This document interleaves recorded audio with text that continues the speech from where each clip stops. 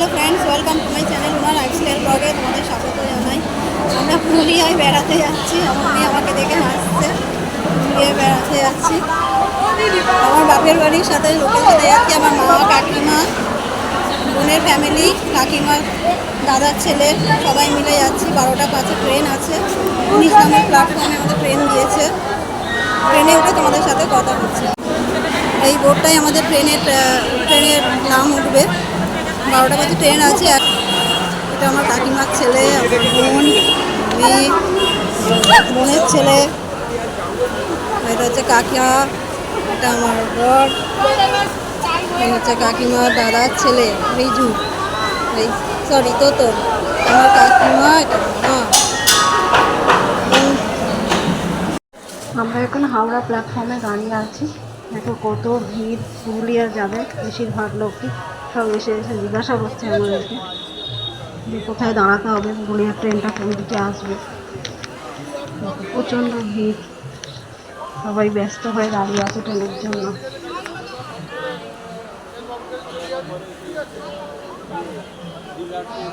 আমরা আমাদের সিট পেয়ে গেছি। দেখো যে যার সিটে বসে পড়েছে।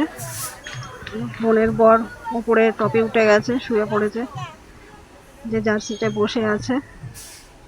দেখো আমার বর, এই পাশের সিটে আমার কাকিমা, কাকিমা আমার,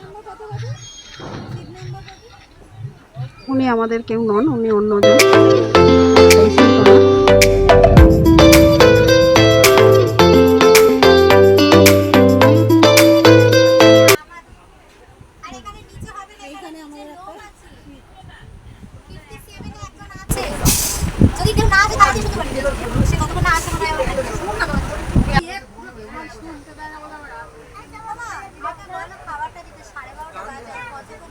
আমাদের খাওয়া দাওয়া হয়ে গেছে, আমরা এবার শুয়ে পড়েছি। দেখো আমার বোন শুয়ে পড়েছে, আমার মেয়ে এখনো শোয়নি, দাঁড়িয়ে দাঁড়িয়ে বকবক করছে মাসির সাথে, আর আমাকে দেখে হাসছে। আমিও শুয়ে পড়েছি। দেখো লাইট নিভিয়ে দেওয়া হয়ে গেছে বলে অন্ধকার লাগছে, হাসিও পাচ্ছিল। ট্রেন থেকে আমরা নেমে পড়েছি। এইবারে টোটো ধরে যাচ্ছি যে আশ্রমে আমাদের বুক করা আছে ঘর, সেই আশ্রমের পথে।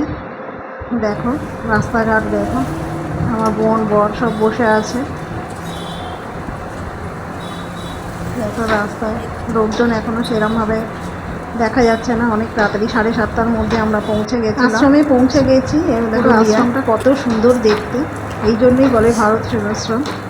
দেখো এবারে আমার কাকা, বর, বোনের বর সবাই মিলে গেছে অফিস রুমে কথা বলতে। আমরাও সেদিকেই যাচ্ছি।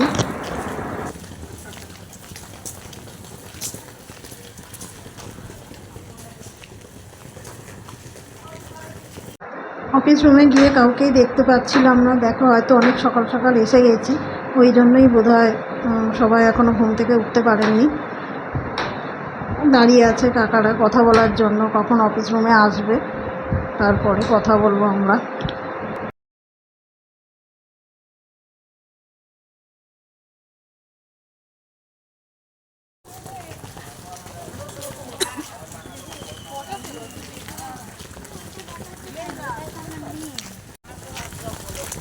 আমাদের ভুল আশ্রমে নামিয়ে দিয়েছে। এবার আমরা যে অটোতে করে এসেছিলাম সেই অটোতে ফোন করা হয়েছে, সে আমাদের অযোধ্যা পাহাড়ের ওখানে যে আশ্রমটা বুক করা হয়েছে সেখানে নিয়ে যাবে। অযোধ্যা হিল টপে আমাদের আশ্রম বুক করা হয়েছিল, কিন্তু টোটোওয়ালা আমাদের ভুল করে এই আশ্রমে এনেছেন, আমরাও জানতাম না। আবার টোটোওয়ালাদের ফোন করা হয়েছে, ওনারা এসে গেছেন। এবার আমরা যাব বাস স্ট্যান্ড অবধি। ওনারা আমাদের বাস স্ট্যান্ড অবধি পৌঁছে দেবেন বললেন। আমরা টোটো থেকে নেমে এই বাসে উঠেছি। এতক্ষণ বাদে বাস পেয়েছি। 8:40 আমাদের বাস ছিল। 40-45 মিনিটের রাস্তা। দেখা যাক কি হয়, কখন পৌঁছাই আমরা অযোধ্যা হিলে। ওখানে আমাদের ভারত সেবাশ্রম আছে বুক করা। আমি একটা কথা ভুল বলেছি, 40-45 মিনিটের রাস্তা নয়, 40-45 কিলোমিটার রাস্তা। ওই কথাটা আমার বলা ভুল হয়েছিল। বসে পড়েছি, 50 টাকা করে টিকিট ছিল। দেখো বাস আস্তে আস্তে ভরে যাচ্ছে, আমাদের লোকই অর্ধেক ভরে নিয়েছে।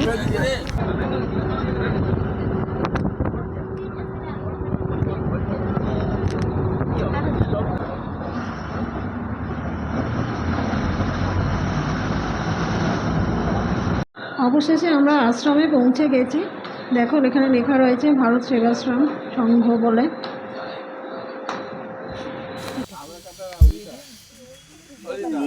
দেখো টুনি লাইট টাইপের ঝোলে না, নতুন ধরনের না,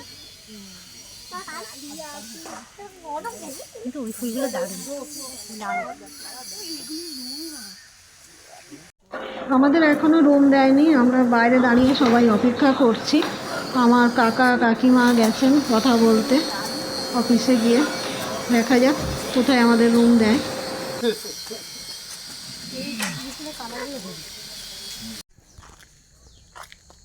অবশেষে আমরা এই হোটেলটায় এসে উপস্থিত হয়েছি, এই ভারত সেবাশ্রমটায়। এইখানে আমাদের আসল থাকার জায়গা।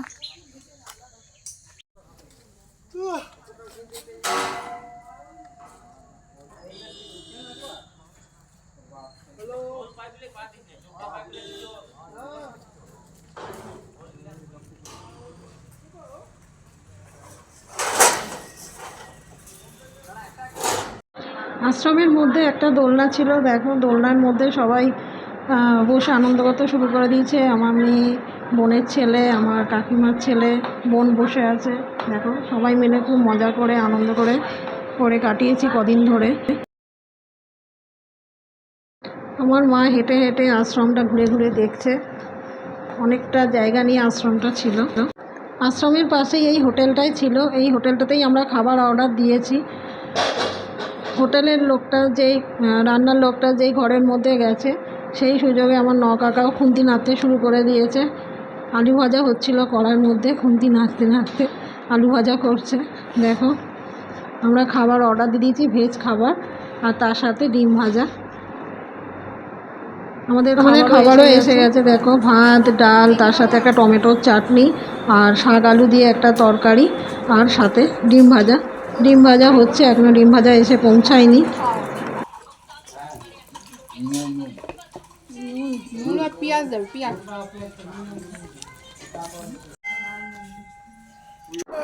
আমরা খেয়ে দিয়ে রেস্ট নিয়ে 4:30টার সময় বেরিয়েছিলাম হোটেলের পাশাপাশি কাছাকাছি একটু ঘুরে টুরে দেখতে। ওখানে একটা রাম মন্দির ছিল, ওখানে আমরা গেছিলাম একটু দর্শন করতে ঠাকুর। দেখো কত সুন্দর লাগছে, রাম, লক্ষ্মণ আর সীতা তিনজনের জড়ি। দেখো মন্দিরটাকে পুরো কি সুন্দর রামায়ণ মন্দির দর্শন করে আমরা ময়ূর পাহাড়ে গিয়েছিলাম। ওখানে অনেকটা উঠে ওয়াচ টাওয়ার আছে, সেই ওয়াচ টাওয়ার দিয়ে চারিদিকটা দেখতে কত সুন্দর লাগছে। ঠিক আছে বন্ধুরা, আজকের মতো ভিডিওটা এখানেই শেষ করলাম। পরের ভিডিওতে আবার তোমাদের সাথে দেখা হচ্ছে। টাটা।